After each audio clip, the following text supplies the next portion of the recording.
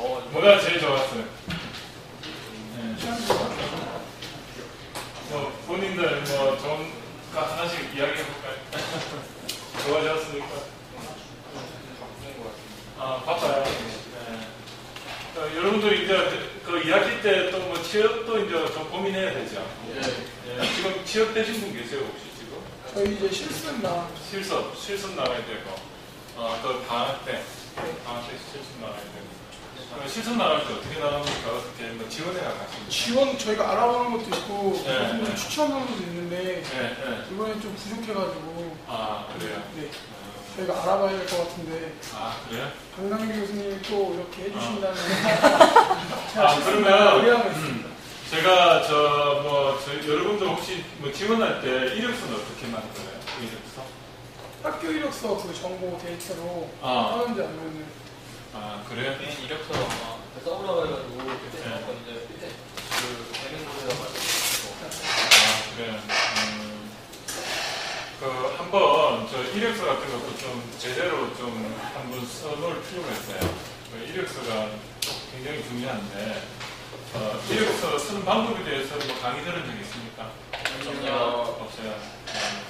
그런 것도 한번 또 기회되면 강의를 했으면 좋겠고, 그 다음에 또 여러분들 본인들을 좀 포장을 잘 해야 되는데 이력서가 요즘은 문자 이력서 이렇게 그냥 일반 이력서도 중요하지만 본인 블로그 있죠.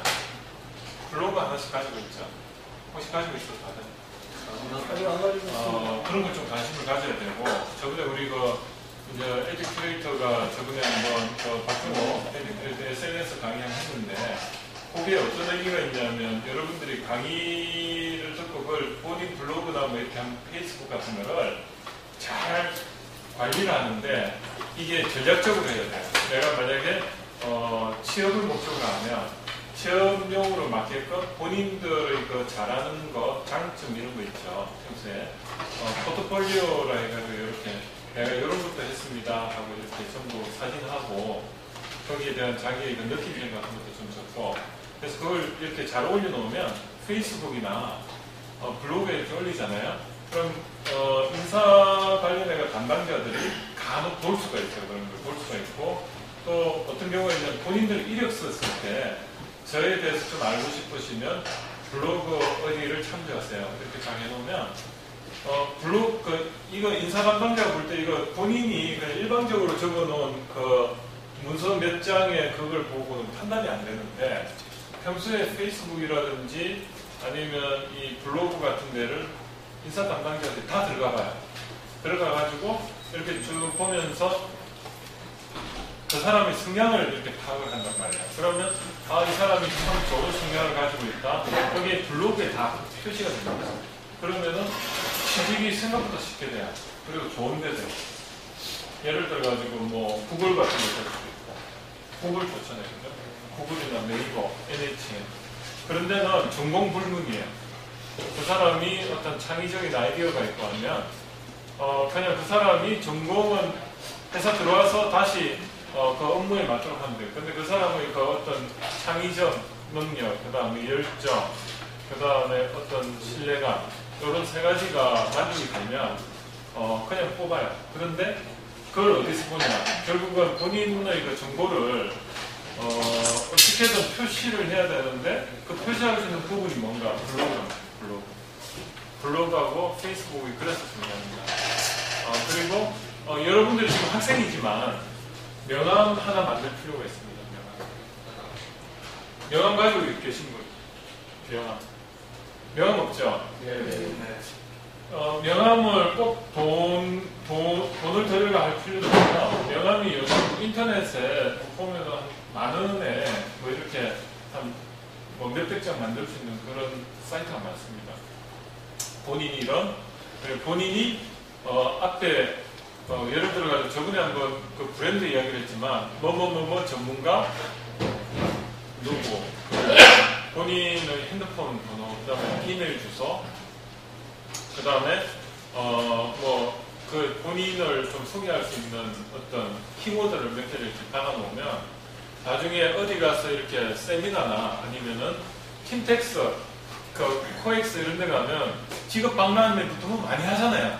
네. 본인 관심사가 있는 그 설계 관련해서도 뭐 좌표 엄청 많이 해요. 그리고 로봇이나 아니면 또 뭐가 있지? 본인이 관심사 있는 그런 전시회를 막 다니는 거야. 그때 어떻게 하냐면 그 담당자한테 저 학생인데요. 지금 뭐 기계 설계 전공했고 제가 여기 관심이 많고 당신네 회사에 혹시 사람 뽑을 일 있으면 뽑아주세요 하고 명함 주는 거예요. 명함을 거기 가면 어떻습니까? 코엑스 가면 그 회사의 그 제품에 대해서 막 전시가 되어 있기 때문에 한눈에 내가 이 회사 어떤지 그리고 내가 어떤 회사를 갖고 싶은지 그게 다 그 자리에서 파악이 되기 때문에 그 자리에 그냥 그 인사 최고 책임자 사장님한테 드리면 되죠.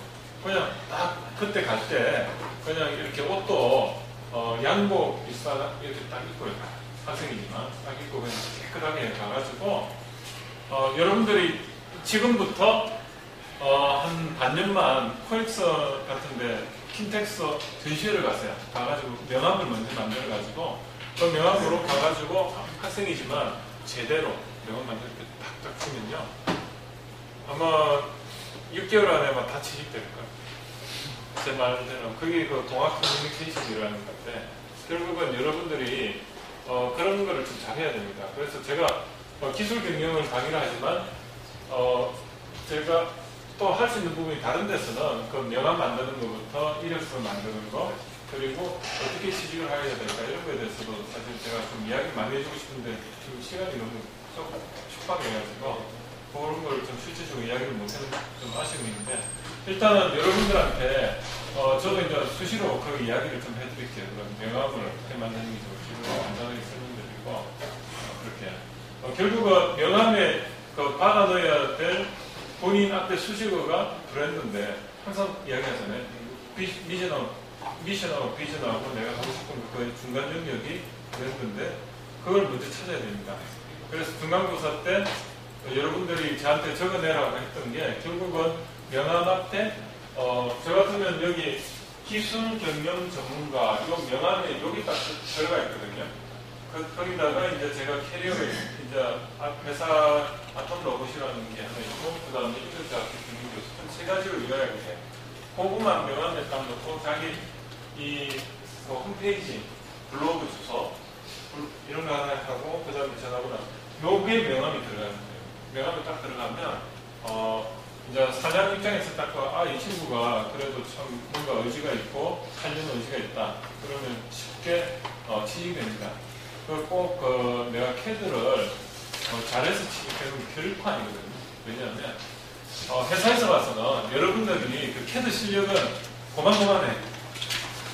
뭐 조금 잘하는 사람도 있고 못하는 사람도 있고 컴퓨터 자판을 좀 빨리 두드리는 사람도 있고 느리게 두드리는 사람도 있지만 그게 중요한 게 아니란 말이에요. 여러분의 애티튜드하고 표정, 얼굴 저 사람이 우리 회사에 왔을 때 저하고 같이 잘 편하게 일을 할 수 있을까 그 관점이거든요. 근데 이런 거예요. 내가 그냥 실력으로서 회사를 들어가겠다 해가지고 뭔가 좀 엔지니어로서 그냥 뭐 표정 관리도 안 하고 그냥 뭐 심각하게 그냥 가서 막 이렇게 나는 실력으로 하겠어 하면서 막 캐드 열심히 잘한다 이런 거 하고 뭐 영어 능력 뭐 어학 능력 이런 것만 가지고 만약에 계속 취업을 이렇게 하려고 하면 절대 안 됩니다. 절대 안 돼요. 그러면 인사 담당자가 와서 웃은 거야. 무슨 말인지 알죠? 많이 배워봤자 여러분들이 그 엔지니어로서 여기서 하신 거는 2년도 안 된단 말이에요.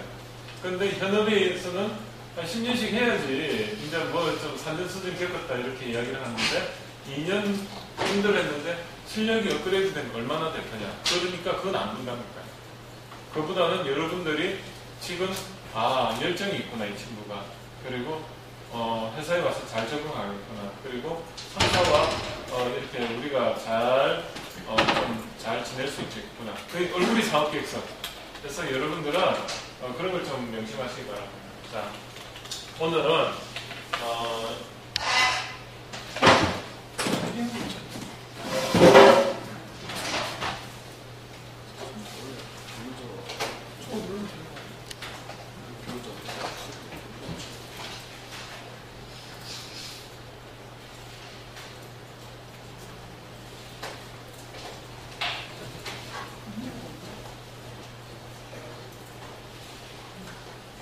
그냥 그 전체를 보겠습니다. 네. 자, 이렇게 보고요. 그 다음에, 자, 제가 이제, 여러분들 조금 보기 불편한데, 제가 여기까지 고려를 못했는데, 그냥 좀 양해하고 일단 들어보시기 바랍니다. 우리가, 크게 우리가 사업 계획서를 결국은 도출하는 게, 이번 강의의 저는 목적이라고 말씀드렸습니다. 그리고, 앞으로 이제 한 6월 오늘이 5월 말인가요? 5월 말이고 그래서 한 강의가 한 3번 정도 남았고요. 6월 20일이 금요일인가? 그때가 아마 기말고사일 겁니다. 그래서 한 4번 정도 남았는데 총 제가 이제 여러분들한테 기말고사를 어떻게 칠지 그거를 좀 말씀드릴게요. 우리가 이제 요 크게 8가지가 있는데 하나는 political economy, 테크놀로지를 가지고 트렌드를 도출하는 거. 그죠? 그 다음에 이 퍼스널 브랜드 만드는 거. 비전, 미션, 디퍼런트를 가지고 퍼스널 브랜드 만드는 거. 그 다음에 사람 기술, 자본, 마케팅. 이걸 가지고 나의 그 장점과 단점을 파악해내고 이런 KSF 이쪽을 찾아내는 거. 그리고 여기에 그 opportunity, 여기 아까 트렌드에서 도출된 기회와 위협과 그 다음에 경쟁자 분석을 통해서 나온 나의 강점과 약점을 가지고 스왑 분석 통해서 나의 그 최우선 목표를 정하는 스트래티지, 전략. 그 다음에 오늘부터 이제 말할 게 세그멘트 타겟팅 포지션, 내가 마케팅 분야 이야기를 좀 할 거고, 그리고 이게 이제 마케팅에서의 그 제품 브랜드를 찾아내는 거하고, 그 다음에 포피라 해가지고 이게 그 전부 다 굉장히 유명한 하나의 그 틀입니다. 마케팅에서 이걸 가지고 상품 뒤에 포피를 가지고 상품 뒤에, 그리고 이제 파이낸스 쪽은 결국은 우리가 사업계획서의 결과물은 매출액이거든요. 그걸 매출액하고 그렇게 했을 때 우리 당기순이익이 나온다는 게 매년 이제 당기순이익이 얼마나 날 거라는 것을 추측을 하는 게 현금 흐름입니다.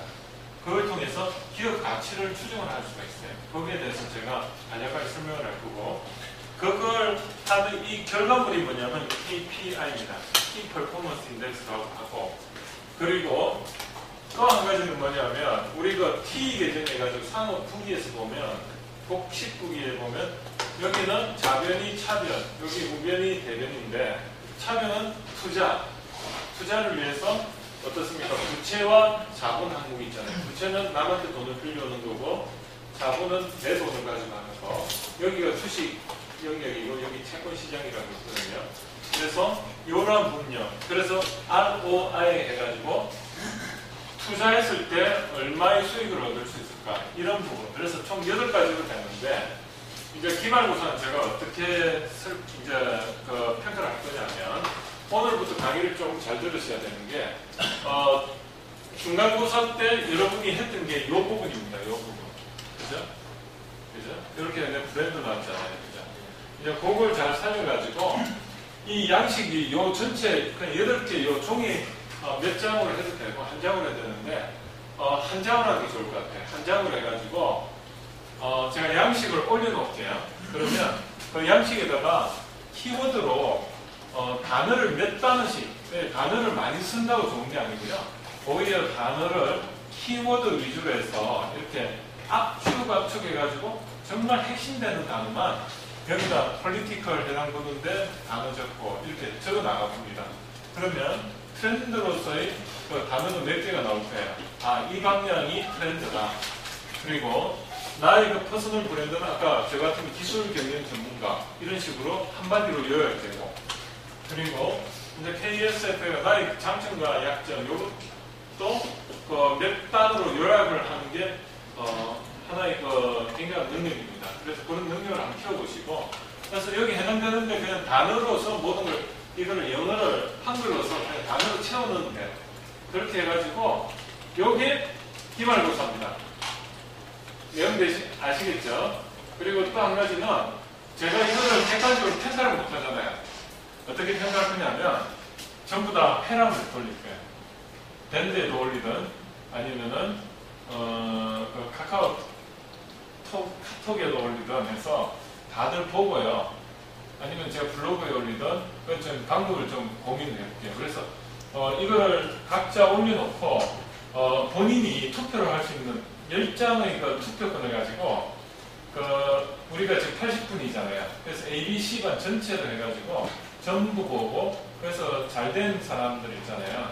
그냥 자기가 댓글 달아주든지 뭐 해서 댓글이 많이 달린 사람이 점수가 제일 높은 걸로 그렇게 할 겁니다. 그럼 좀 객관적이겠죠. 누가 봐도 조금 뭔가 이렇게 키워드를 이렇게 딱 보면 어떻습니까? 키워드를 보면 와닿는단 말이에요. 이 사람이 보면 뭔가 좀 생각 있게 잘했어. 그러면 점수를 많이 주는 거고. 그러면 이렇게 한 10개를 할지 20개를 할지 그거를 모르겠어요. 그거를 이제 우리 퍼실리테이터라는 그런 분야에서는 그걸 멀티 보팅이라고 해요. 이렇게 별표를 여러 개를 가지고 어느 한이 제일 좋은가. 거기 이제 여러 사람들이 한 종이에다가 이 스티커를 한 10개를 가지고 사람들이 나와가지고 이제 자기가 마음에 드는 거 이렇게 붙여요. 그럼 별표가 제일 많은 게 제일 1등이죠. 그런 식으로 제가 한번 좀 해보려고 합니다. 그렇게 해서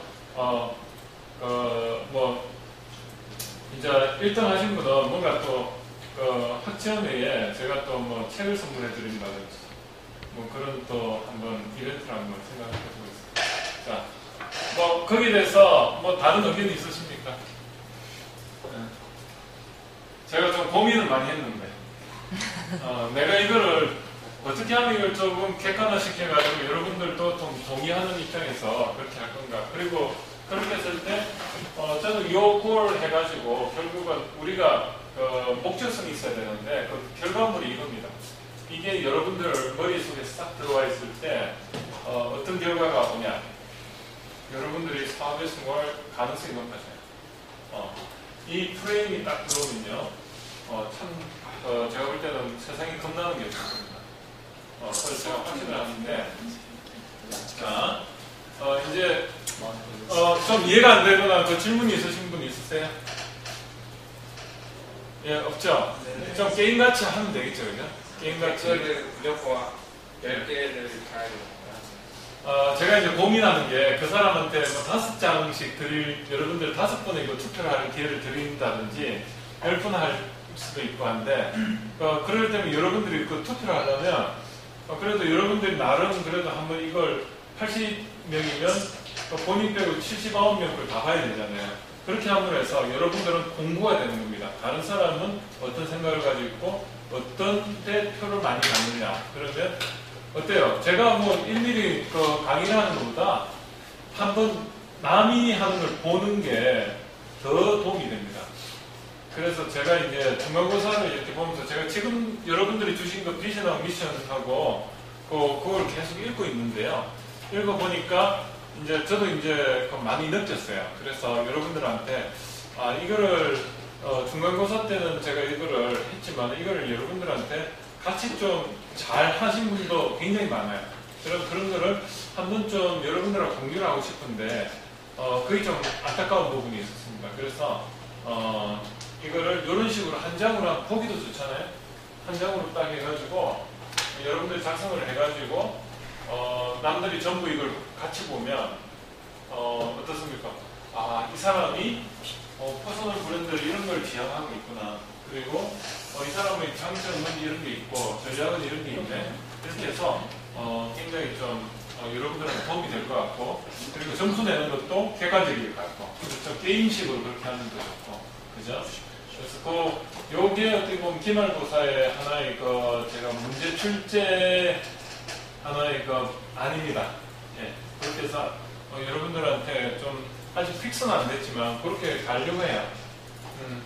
그러면 한번 볼까요? 제가 이제 사업 설계라고 이제 이야기를 좀 하는데, 사업 설계. 이 사업 설계가 뭘까요? 사업 설계. 내리는 거야. 내리면 제대로, 진작 이렇게 할까?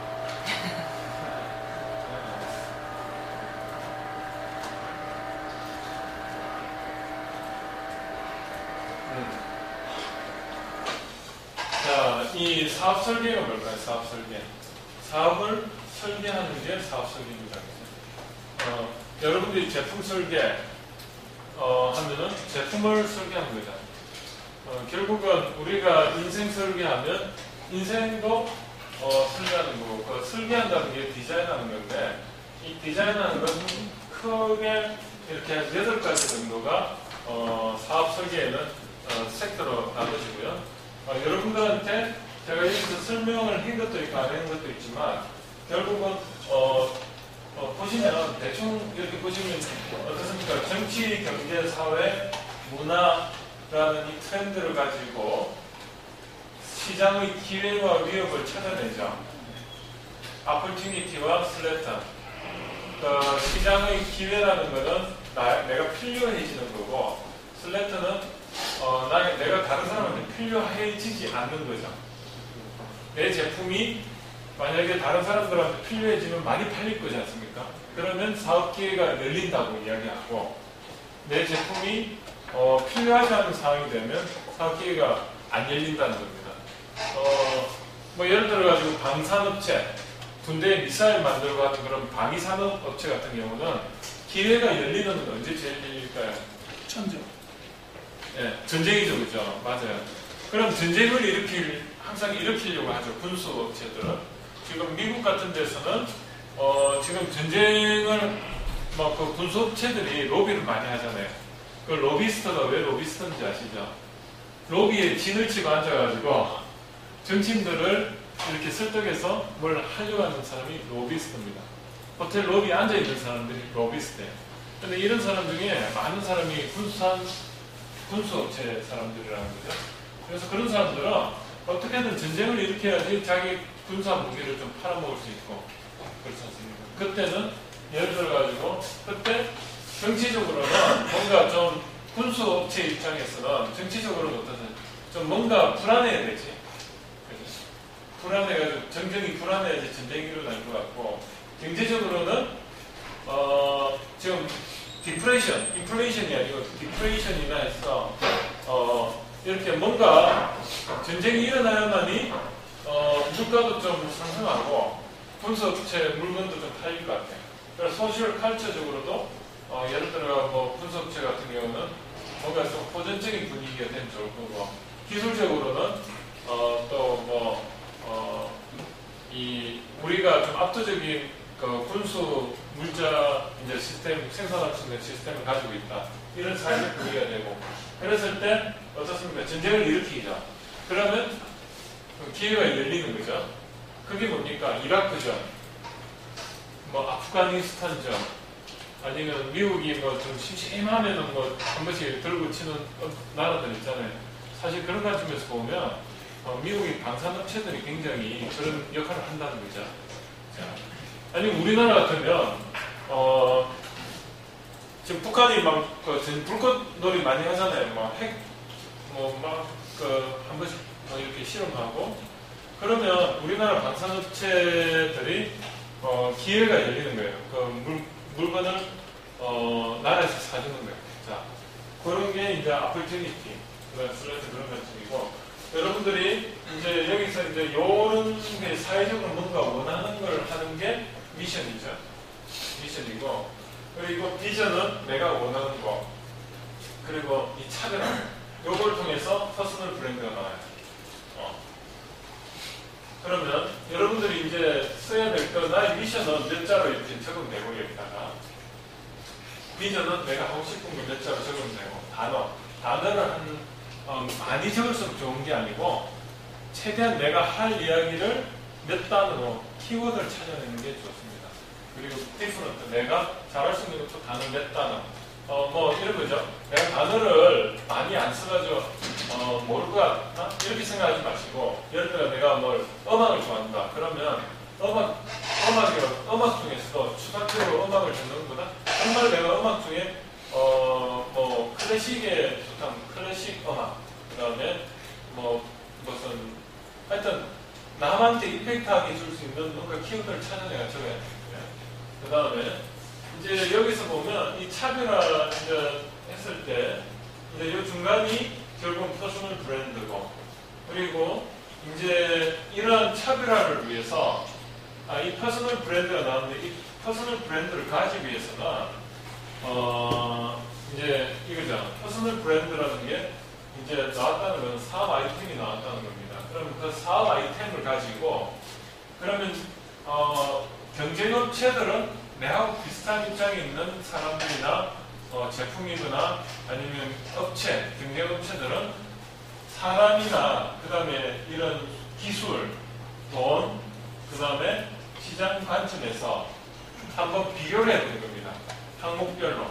업체들이 A, B, C가 있을 때 그 업체별로 맨파워는 어떤가, 그 다음에 기술은 어떤가, 돈은 어떤가, 마케팅은 어떤가 이 관점에서 비교를 쭉 해보면 나의 이 스트롱하고 위크가 나오는데 여기는 장점만 좀 쓰세요. 그냥 약점을 쓰지 마시고 장점으로서 우리는 네트워크가 어떻더라 그런 거 있죠. 이 사람 관점에서 한번 보면 그겁니다. 이게 밸류 체인이라고 나중에 한번 설명을 드릴 수가 있는데 어떤 물건을 구매를 하고 외부의 어떤 설계를 기술을 사오고 이런 것도 하나의 그 맨파워거든요. 그때 외부의 어떤 사람들을 이용할 건가 이런 그 관점에서 한번 사람을 써도 되고 뭐 하여튼 여기 맨파워적인 측면에서 키워드를 몇 개 정리하고요. 나는 어떤 게 다 이 해당 분야에서 맨파워가 다른 업체에 비해서는 괜찮더라. 네트워크는 어떻더라. 아니면 내가 앞으로 어떻게 만들어가야지 그런 걸 적으면 되고요. 그 다음에 메소드는 기술이죠.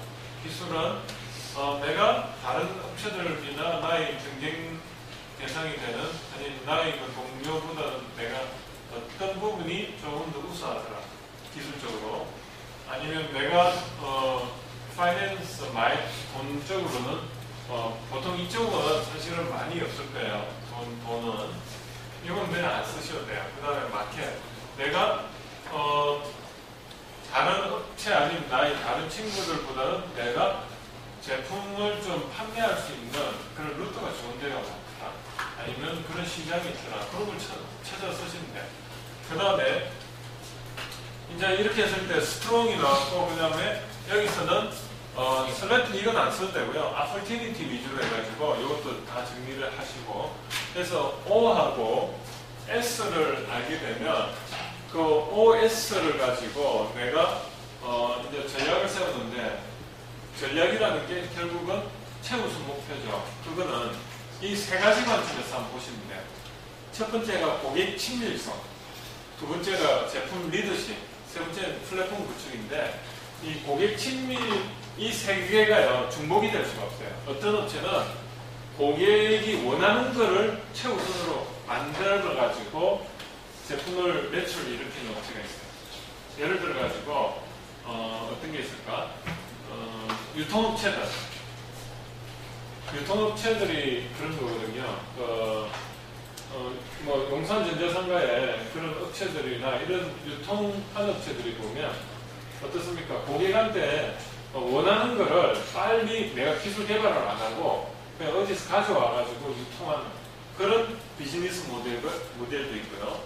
또 어떤 데는 제품 리더십, 이건 뭐냐면 혁신 제품을 만드는 거예요. 아이폰, 스마트폰, 요즘 스마트폰, 이제 아이폰도 이제 한국을 갔다고 하는데 스마트폰 분야가 그래요. 초창기 시장이 없는 걸 만들어낸 거예요. 그래서 고객들이 그거를 인지를 해가 생각의 습관을 가지도록 해서 하는. 그러면 이제 이런 내가 좀 혁신 기술을 가지고 뭘 제품을 만들겠다 이런 최우선 목표를 가질 수도 있고 이런 분야로 또 한 가지 플랫폼 구축. 이건 뭐냐면 이거예요. 앱 생태계 있죠. 생태계. KT나 이런 데서는 인프라를 구축해 놓고 그 인프라를 이렇게 이용하도록 한다든지 아니면 비즈니스 생태계를 만들어 놓고 내가 수익을 창출하는 모델. 우리 앱 어플리케이션 같은 거 보면 앱 다운로드 받잖아요. 그때 그 생태계라고 하는 거죠. iOS 같은 게 OS에다가 우리가 필요한 어플리케이션을 다운로드 받아가지고 그걸 가지고 뭐 이렇게 이용하면로 해가지고 이용료를 내지 않습니까? 그리고 인프라를 가지고 돈을 받는 모델. 자, 요 세 가지가 병립하기가 쉽지가 않아요. 예를 들어 유통하는 사람이 혁신적인 제품 만들 수 있을까요? 못 만들잖아요. 기업 성격이 다른데. 그러면 이런 혁신적인 제품을 만드는 업체에서 생태계를 만들어낼 수 있을까? 만들어낼 수도 있어요. 자, 그런데 우리가 이걸 다 잘할 수는 없으니까 이 전략적 관점에서 요 세 가지 중에 나는 어떤 유형의 전략을 써야 되겠다. 고객들이 원하는 걸 즉시 만들 수 있는 유통 쪽으로 내가 나갈까? 아니면 내가 세상에 없는 제품을 만들어낼까? 아니면 그 수면 이렇게 편안하게 뭘 제시하겠다. 그랬을 때 거기에 과연 제품 리더십 쪽으로 갈 거냐, 아니면은 유통 쪽으로 갈 거냐, 이런 걸 본인이 판단해가지고 스트래티지, 이 기회에 대해서 나의 장점을 가지고 이 세 가지 중에 어떤 걸 유형을 잡아가지고 한 세 가지 목표, 전략을 최우선 목표를 만들어낼 건가, 그런 거 한번 고민해 보시고. 자, 그 다음에 여러분들이 이제 여기까지 해가지고 최우선 목표가 나왔어. 그 다음에 그러면 이제 우선 목표를 달성하기 위해서는 이제 제품을 만들어야 되잖아요. 제품이나 서비스를 만들어야 되는데 그 제품이나 서비스가 어떻게 만들어지느냐, 그걸 한번 말씀해 볼게요. 그걸 제품이나 서비스는 우리가 만들어낼 때 그 제품을 우리가 이런 레노버 모니터를 만들어냈다. 그럼 이 레노버 모니터에 대해서 우리는 어떤 서비스를 받느냐. 자, 한번 잘 생각해 보면 이 모니터를 통해서 직접적으로 어떤 디스플레이랑 편하게 볼 수 있는 그런 서비스도 받지만 이 제품을 우리가 구입한 우리가 만족도가 있어요. 만족도. 아, 레노버 하면은 어떤 만족도냐. 일단 가격이 좀 저렴해. 중국산이니까. 그러면서 옛날에 IBM에서 왔던 기술을 만들기 때문에 좀 신뢰성도 있어. 그죠? 그럼 내가 이 제품을 사면 가격 대비 만족도가 좀 높은 단계를 거치냐면 STP, 요거는요, 그 마케팅 용어이기도 하지만 여러분들이 앞으로 임원이 되거나 위로 올라갈수록 이 STP하고 그 다음에 이거 네 가지를 포피를 하는데 이 포피 정도는 그냥 익숙하게 아셔야 돼요.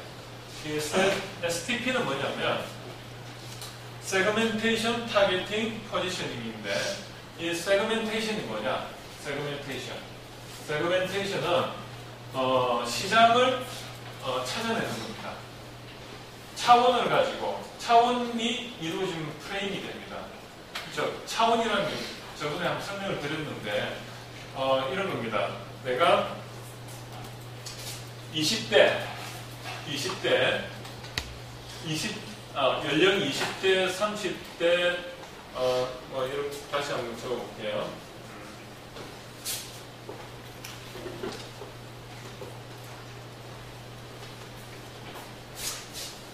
자, 차원적으로 보면 이건 나이예요.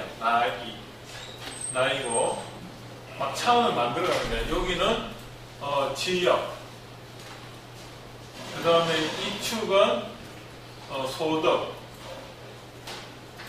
또 이 축은 또 뭐가 있을까요? 소득도 있고 소비 성향인데 그냥 자동차로 할게요. 어떤 사람 자동차를 보면 그 사람이 좀 사치 성향이 있느냐, 아니면 뭐 그런 걸 좀 볼 수도 있을 거예요. 뭔가 좀 이렇게 보이기 원하는 사람, 그런 거 있죠. 아, 나는 뭐 이런 자동차를 타고 다닙니다. 그런 게 있고, 또 뭐가 있을까요? 학력, 뭐 좀 어느 정도 배웠느냐, 학력. 또 뭐가 있을까요? 또 자녀, 유무, 자녀 수, 자녀 유무. 그 다음에 또 뭐가 있을까요? 뭐 이런 식으로 차원을 막 생각해내는 거예요. 또 뭐가 있을까? 사람을 좀 이렇게 판단할 때 구분할 수 있는 거예요. 뭐 또 뭐가 있을까요? 사는 지역 나왔고 거주 지역이고 그 다음에 나이, 뭐 자녀, 학력, 자동차 소득. 사람을 좀 파악할 때 핵심이 되는 차원이 또 뭐 있을까요? 생각나는 거 있어요? 얼굴. 외모. 맞아요. 외모를 그런데 수치화 시켜가지고 할 수 있을까? 없죠. 그건 좀 힘들어, 그죠? 뭔가 자동차는 가격대, 자동차 가격이라는 걸 가지고 뭐 1,000만원대, 2,000만원, 3,000만원대, 뭐 소형차, 경차 이렇게 나눌 수 있는데 학력도 뭐 줄을 좀 세울 수가 있고 줄을 세울 수 있는 게 자녀도 뭐 자 있고 또 뭐가 있을까? 뭐 하나 생각나는 거 한번 생각해. 패션. 패션. 패션이 어떤 패션입니까? 칠리 입고 칠리 입고 다니고. 패션. 입고 다니고. 추리닝 입고. 그럼 일단 패션 한번 넣어봅시다. 패션. 옷을 좀 비싸게 입고 다니고 싸게 입고 다니고 난뭐 10만 원대 옷을 입고 20만 원 그거 괜찮네. 그다음 또 뭐가 있을까요? 또 뭐 하나 더 하면 억지로 한번 짜내볼까요? 차원을 한번 생각해다가 뭐 있을까요? 또 뭐 있을까? 또. 사람을 막 이렇게 평가할 때 뭐 옷은 얼마짜리 입고 차는 뭐 하고 이거 하면 되겠다. 이거 뭐가 있냐면 용돈 한 달에 쓰는 용돈 지출. 자 이렇게요. 그러면 이런 다차원을 가지고 한번 사람들한테 설문하는 거예요. 당신은 나이는 어떻게 되십니까? 나는 20대다. 그리고 어느 지역에 사십니까? 돈으로 좀 집값 평당 가격으로 하시고 지역은 평당 가격으로 하면 평당 평당 한 300만 원짜리 산다. 500만 원 산다. 소득은 얼마입니까? 소득은 연소득을 했을 때 2천만 원이다. 그리고 자동차는 지금 경차를 탄다. 1,500만 원. 학력은 그냥 대졸이다. 그 다음에 자녀는 없다. 자녀는 아직 없다. 없어. 그 다음에 패션은 내가 지금 딱 걸치고 있는 게 한 20만 원어치 된다. 용돈은 한 달에 50만 원 정도 쓴다. 이런 식으로 사람마다 전부 다 설문지를 조사를 하면 돼요. 한 1000명을 명동에서 이렇게 내가 명동에서 장사를 한다고 생각해. 내가 명동에서 뭘 하려고 해. 그런데 이런 걸 해가지고 설문지를 딱 내면은 나이, 지역, 소득 해가지고 딱 어떻습니까? 통계가 나오죠. 그러면 그 중에 가장 군지 분석이라고 해가지고 해보면 예를 들어가지고 명동 지역에서는 대체로 보니까 20대에 평당 한 500만 원 정도에 사는 사람들 중에 평당 1000만 원에 사는 사람 중에 소득은 한 3천만 원 되고 그 다음에 자동차 가격은 한 2,500만 원 정도에 학력은 그냥 대졸 정도 되고 자녀는 한 명 정도고 패션은 한 30만 원대에다가 용돈은 한 달에 한 50만 원 정도 쓰는 이런 사람이 전체 그 명동의 길거리에 돌아다니는 사람 중에 40% 정도 되더라. 그래서 이렇게 통계가 나와요. 또 두 번째 사람은 30만 원에 평당 800만 원에 그 다음에 연봉 한 2,500만 원에 이렇게 쭉쭉쭉 이 사람은 한 전체의 한 30%가 되더라. 이런 식으로 이제 어떤 통계를 내보면 이제 순서 쭉 나오는 거예요. 그러면 어떻습니까? 여러분이 세그멘테이션을 딱 해가지고 그 중에 타겟팅을 할 때 어떻습니까? 가장 이 사람들이 결국은 우선 고객이 되겠죠. 그럼 이 사람들 한번 볼까요? 나이는 20대에다가 지역은 평당 1,000만 원 정도 아파트나 이런 데 살고 그 다음 소득은 3천만 원에 자동차 가격대는 2,500만 원짜리 타고 다니고 학력은 대졸 정도 되고 자녀는 한 명 정도고 평균 패션은 30만 원대고 용돈은 50만 원이다. 그러면 이 사람들을 위한 어떻습니까? 타겟을 했으면 이제 포지셔닝을 하는 거예요. 그러면 포지셔닝을 어떻게 하냐면 이 사람들 대상을 가장 특징을 찾아내는 거예요. 아, 이런 사람이 과연 어떤 사람일까? 상상력을 발휘해보면, 아, 그 지역에 오피스인데 금융, 영동의 그 금융 쪽에 근무하는 20, 30대의 젊은 직장인들이구나. 그렇게 나오는 거죠. 그러면 금융이라는 거 하나 나오고, 그 다음에 젊은 층이고, 젊은 세대고, 세 번째가 소비 성향이 용돈 50만 원이면 하루에 한 2만 원도 안 쓰잖아요. 그죠? 그러면 금소한 사람들이구나. 이런 식으로 한 세 가지로 축이 나오는 거예요.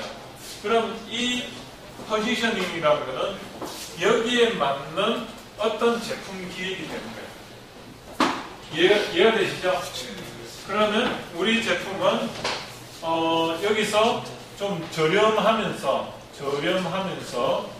그리고 젊은이 취향에 맞는 패셔너블하고, 그 다음에 금융맨들이 보면 좀 어떻습니까? 소비 성향이 좀 계획적이겠죠? 그러면 합리적인 그런 제품을 기획을 하는 거예요. 좀 이해가 되시죠? 그죠? 동의가 되시죠? 자, 그러면 포지셔닝이 뭐냐면 우리 제품은 합리적이고 아주 유행에 잘 따라가는 그런 저렴한 어떤 옷이 되든 아니면 뭐 음식이 되든, 그래서 음식이라면 합리적인 패셔너블하고 저렴한 게 뭐가 있을까요? 뭐가 있을까? 좀 퓨전 음식인데 좀 저렴하게 나오는 거. 그러면서 배불리 먹고, 아니면 옷도 조금 유니클로 이런 제품들이 잘 팔리겠죠.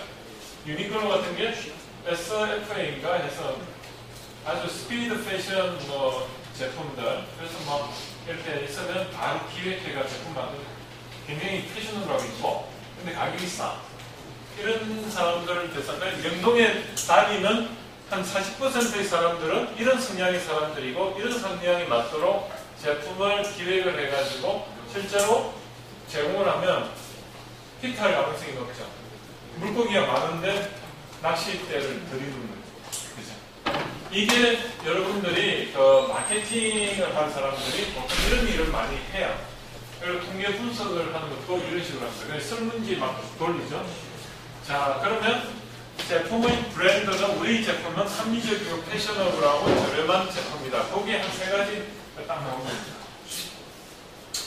그러면 이제 이 관점에서 여러분들이 만약에 어떤 제품이나 서비스를 이제 디자인을 하는 거예요. 디자인. 그게 포피입니다. 포피. 제품 기획. 지난주에 한번 말씀드렸지만은 제품을 가격부터 그 제조, 설계, 제조, 검사, 출하 이런 거를 할 때 이 프로덕트 설계부터 할 때 이 프로덕트 하는 게 여러분들이 하는 거예요, 실제로. 그죠? 여러분들이 설계를 한다는 거는 이 프로덕트라는 거예요. 이 많은 것 중에 실제로 하는 건 요거를 가지고 이 많은 걸 반영을 시키는 겁니다. 제품을 단순히 설계를 하는 게 아니고, 지금 도출된 합리적이고 패셔너블하고 저렴한 이런 컨셉이 담기도록 제품을 설계를 하는 겁니다. 그렇죠?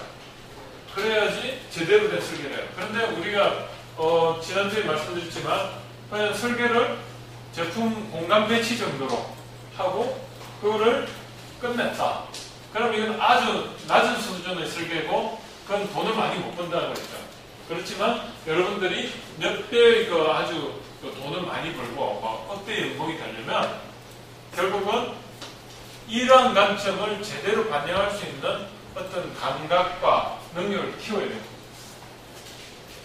이 수업은 그걸 위해서 하는 겁니다. 여러분들은 그냥 단순히 엔지니어가 아니고 전문가로서 이 제품을 기획을 할 때, 자, 그럼 저걸 만들어시키는 합리적이고 패셔너블하고 저렴하다. 그게 어떤 의미냐? 가격이 일단은 저렴하게 만들어야 되겠죠. 그 다음에 유통을 하는데 이 제품이 유통이 어떤 단계를 거쳐가 할 걸 감안해가지고 그 제품 포장 같은 것도 신경을 써야 되는 겁니다. 그거를 플레이스라고 보통 해요. 채널이라고 하는데 유통 단계 설계라고 하는데 여러분이 이 제품을 설계할 때는 그 대량 그 도매 시장에 갈 때 우리 그 코스코나 아니면 그런 데 가보시면 제품이 포장 단위가 좀 다르죠. 거기는 제대로 그 제품이 아주 예쁘게 포장이 됐다기보다는 도매급으로 이렇게 포장이 되다 보니까 개별 포장할 때보다는 저렴하게 포장이 가능하게끔 그러면서 포장에 별로 신경을 안 쓰고 그냥 뭐 이렇게 박스채로 그냥 딱 해가지고 한 박스씩 가져가는 거죠. 그런 유통 채널까지도 고려한 설계가 돼야 되고 그리고 광고 같은 것도 이 제품이 광고에서 어떤 이미지를 보여줄까 그런 것까지 고려해서 컨셉 설계를 하는 겁니다. 여러분이 하는 게 사실은 이 부분이에요. 이 분야. 그 다음에 이제 이러한 제품이 됐으면 어떻습니까? 이제 매출액이 추정이 되는 거예요. 매출액이 어떻게 추정이 되느냐? 가격이 설계가 됐어요. 가격이 설계가 되고 그리고 시장에서 이제 세금 브랜드가 아까 해보니까 40%가 우리 고객 대상이다. 그런데 이 고객들이 하루에 그 유동인구가 멤버분의 골목에 내가 그걸 했을 때 한 20만 명이 유동인구다. 그럼 20만 명 중에 40%면 8만 명이다. 그 8만 명이 우리 고객이 될 가능성이 있어요. 그 중에 실제로 들어오는 사람이 몇 명일까? 그런 걸 감안을 해가지고 하루에 매출액을 하면 결국은 월 추정 매출액이 나오지 않습니까?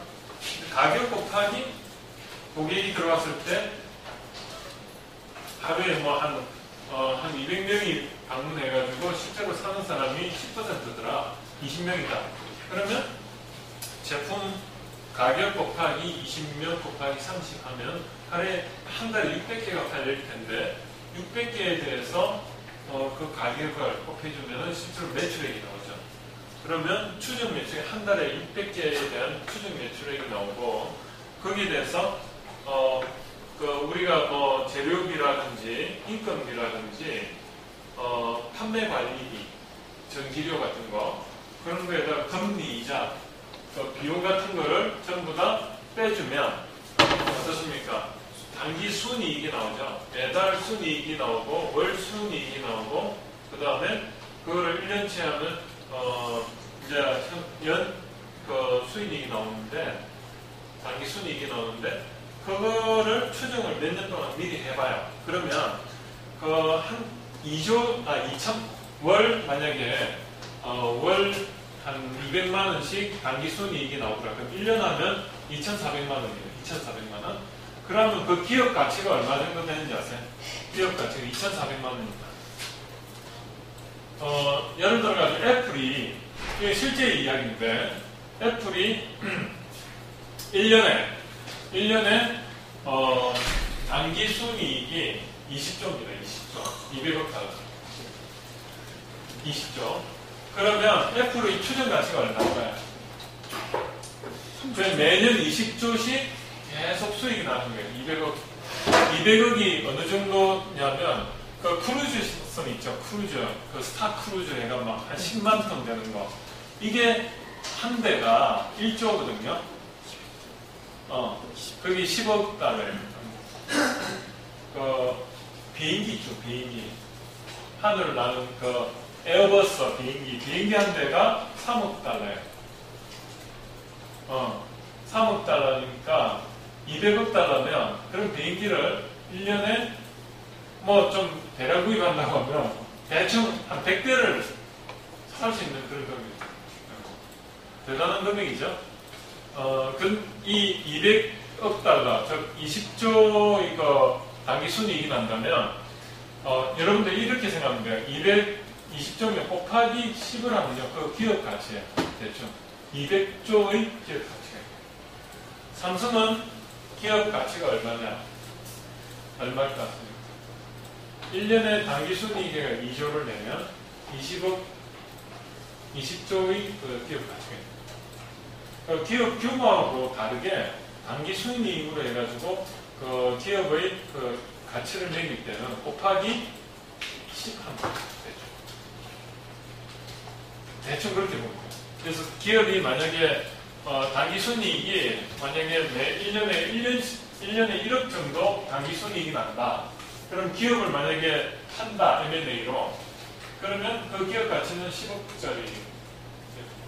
여러분들이 이제 돈을 많이 받으니까 어떻게 합니까?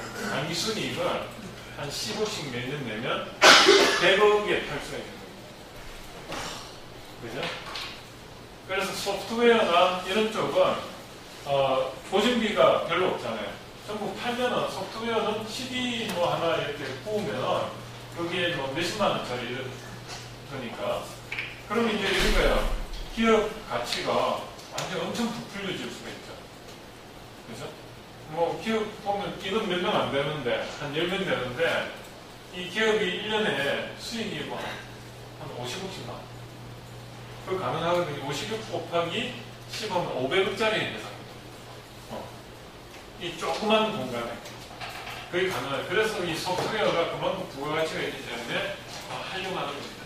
그럼 이제 뭐 기업 추정 가치가 나오는데 결국은 이 추정 매출에 가고 추정 현금 흐름을 표시한 게 KPI입니다. Key Performance Index라고 하는데 그거를 이제 내고 그 다음에 그러면 이걸 내는데 우리가 이제 그거죠. 금융적으로 한번 설계를 해보면 이런 걸 하기 위해서 우리가 투자 계획이 나오는 겁니다. 인베스트먼트. 사람을 얼마 투자하고 그 다음에 기술에 얼마 투자하고 그 다음에 땅 구입하는 데 얼마 투자하고 그런 인베스트 계획이 자변에 나오고 그걸 위해서 돈을 어디서 빌려오고 우리가 돈을 얼마를 확보해야 되고 이런 걸 이제 설계하는 겁니다. 자, 오늘 제가 여기까지 설명을 했는데 여러분들 좀 이해가 되십니까? 네. 이제 여러분들이 해야 될 게 뭐냐면 요걸 가지고 여러분들이 글자를 집어넣어 가지고 이제 이걸 표를 만들어야 돼요. 근데 단어를 몇 개씩 써가지고 하는 거예요. 자, 그 예를 제가 한번 계속 설명을 드리겠습니다. 한 5분만 쉬고 한 수업을 20분 정도 더 하고 그래서 마치도록 할게요. 네, 조금 오늘 어려운 이야기가 될 수도 있지만 잘 들어주시는 것 같아서 좀 쉬고 반면 태우고 다시 할게요. 네. 그게 이펙터. 그래서 과거의 니즈와 현재의 메소드와 미래의 이펙터 이런 관점에서 한번 생각해 보자면 조금 아까 프레임을 다시 풀어헤 쳐가지고 한번 생각해 보자면 그럼 과거, 현재, 미래 관점에서 한번 니즈, 메소드, 이펙터 여러분들 문서 같은 거를 작성하거나 원페이지 프로포즈 그런 걸 전달할 때 결국은 이겁니다. 시장에서 원하는 게 어떤 거고 내가 지금 이거를 위해서 어떻게 할 거고 그렇게 했을 때 효과가 얼마나 있다. 가장 설득력이 있는 어떤 스토리텔링이죠. 그러면 아까 정치, 경제, 사회, 문화의 트렌드 분석을 통해서 결국은 내가 무엇을 원하는지를 찾아내고 거기서 opportunity하고 슬레이트를 찾아내고요. 그리고 어떻습니까? 이걸 통해서 내가 원하는 이제 어떤 아이템을 해야지 하고 아이템이 나오는 거예요. 그런데 그 이면을 보면 쭉 가가지고 이걸 했을 때 그 수익이 얼마나 날 거고 그 수익을 통해서 내가 이 수익을 구현하기 위해서 아이템을 어떤 걸 선정해야 되겠다. 이런 식으로 한 바퀴 돌아가지고 이렇게 생각할 수가 있어요. 결국은 여기서 이렇게 오는데 여기 화살표 좀 안 보이는데 결국은 시장의 트렌드를 통해서 나의 아이템을 찾아내는 거고요.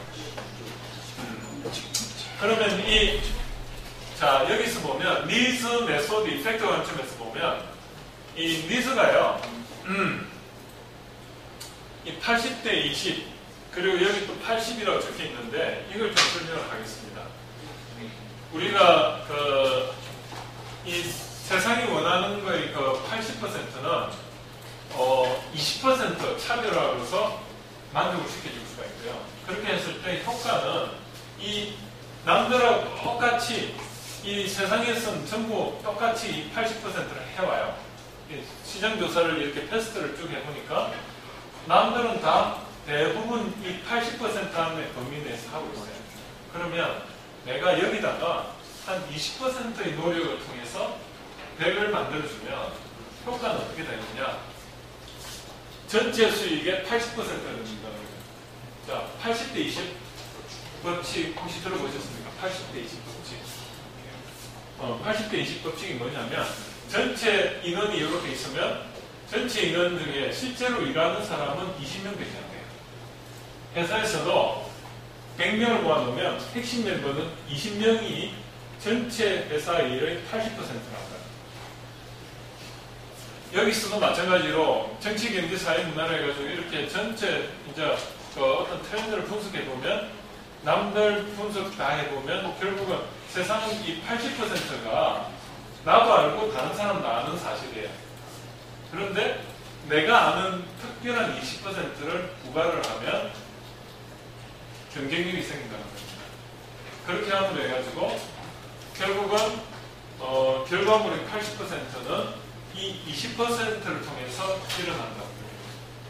그러므로 여러분들이 뭐 세상에 없는 걸 만들어내는 게 아니고 항상 이런 어떤 제품이나 서비스가 있으면 이거에 내가 20%만 좀 차별화될 수 있는 걸 찾아내는 그 노력을 하면 효과가 80%가 나는 거야. 세상에 없는 걸 만드는 게 아니고 항상 20%를 찾아낸다. 조금만 더. 공부도 잘하는 거는 나는 뭐 알고 내가 아는 그런 비법이 아니고 남이 모르는 거를 알아내는 건데 그게 20%의 노력이지만 전체 80%의 효과가 있다. 우리가 책을 읽을 때 여러분들 어떻게 읽습니까? 책을 읽을 때 전부 다 읽으면 좋겠지만 보통 그렇게 안 읽습니다. 그럼 그 분야의 전문가라는 분들은 이 책을 보면 대부분 내가 아는 내용이에요. 대부분 아는 내용이고 나머지 20%를 찾아내기 위해서 책을 이용합니다. 그 20%를 찾아냈을 때 실제로 그 책의 내용의 80%를 커버한다는 거죠. 우리가 저도 책을 내보면 책의 그 핵심 내용은 몇 개 안 됩니다. 그 책의 핵심 내용이 전체 80%를 차지하는데 페이지 수로는 100페이지라면 20페이지밖에 차지하지 않아요. 그럼 나머지 80%를 그 20%를 빚내기 위해서 포장하는 거예요. 옆에. 내가 이렇게 해서 결국은 이걸 하려고 한다. 이걸 했을 때 이런 효과가 난다. 그죠? 내용 정확하게 좀 전달이 됐는지 모르겠어요. 제가 그거를 다음에 한번 설명을 더 할 수도 있을 것 같고요. 그래서 이제 내부 환경 분석을 통해서 내 아이템을 찾아내고 그 아이템을 가지고 어떻습니까? 내가 강점과 약점을 찾아내기 위해서 경쟁자 분석을 하는 거예요. 그렇게 했을 때 이제 이 경쟁자 분석을 해가지고 그걸 가지고 이제 어떻게 하느냐? 제품 내가 기획을 하는 거예요. 아까 포피라고 했었어요. 사람, 기술, 자본, 마케팅. 이 포피를 가지고 이제 컨셉 디자인을 하는 겁니다. 자, 여기서 보면 컨셉 디자인을 할 때 사람하고 자본은 유형입니다. 사람도 회사에 있어야 되고 자본도 어떤 돈이라는 형태를 해가지고 있고요. 기술하고 마케팅은 눈에 안 보이는 겁니다. 제품을 뭐 이렇게 설계 디자인, 컨셉 디자인을 할 때 반은 눈에 보이고 반은 눈에 안 보인다는 거. 눈에 안 보이는 게 더 중요할 수가 있다는 거. 그걸 한번 좀 생각해 보시고 그 다음에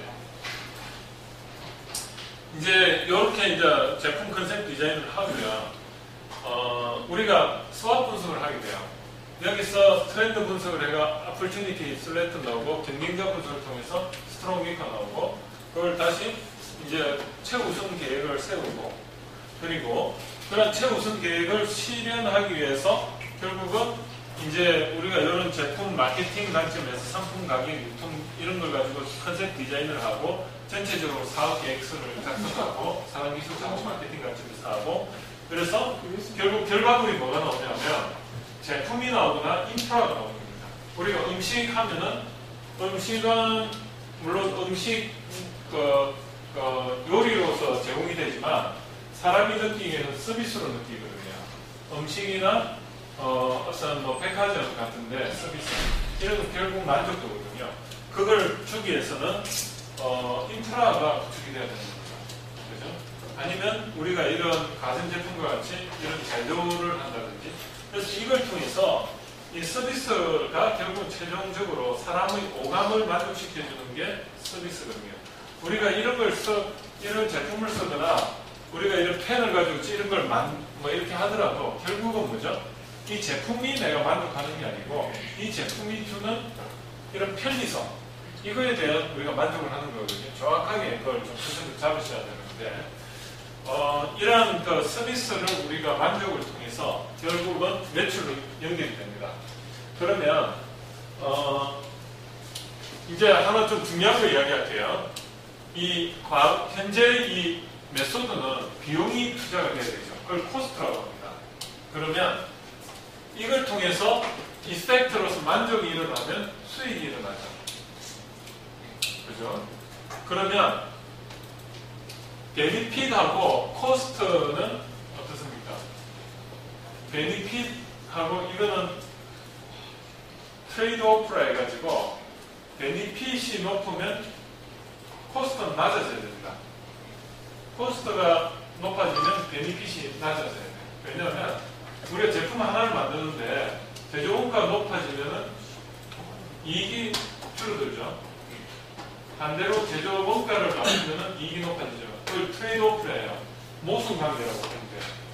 그래서 이거 베니핏에다가 모순관계이기 때문에 마이너스가 있어야 돼요. 베니핏에다가 수익에다가 비용을 빼면 수익과 비용을 합해면 결국은 밸류가 나옵니다. 밸류.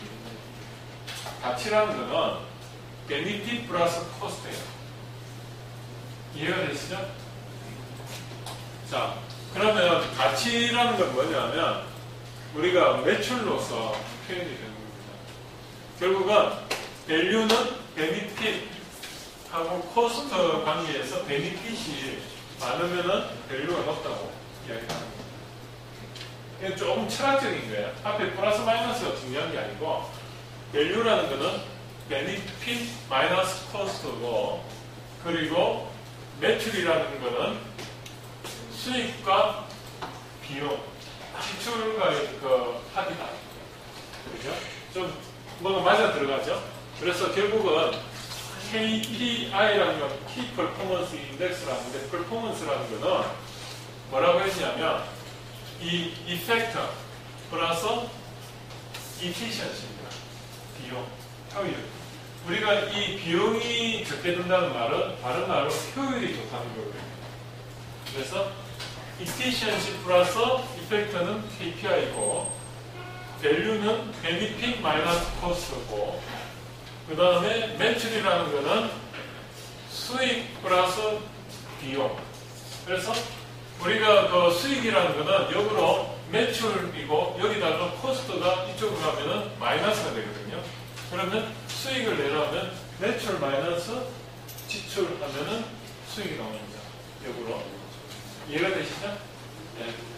그 다음에 이제 이렇게 매출이 나온다는 거는 결국은 우리가 밸류가 있다는 거는 브랜드가 생겼다. 결국은. 우리가 브랜드가 있다는 말이 매출로 연결이 된다. 같은 말입니다. 자, 이렇게도 한번 제가 정리를 해봤습니다. 자, 오늘 이제 여기까지 하고요. 이걸로 마치고, 제가 이 양식을 제가 요거를 조금 세련되게 만들어가 여러분들한테 공유할게요. 그럼 거기다가 키워드를 한번 이렇게 만들어가지고 한번 넣어보시기 바랍니다. 오늘 수업 여기서 마치겠습니다. 예. 수고하셨습니다. 예, 그리고 출석 불러야죠. 예, 출석 부르고.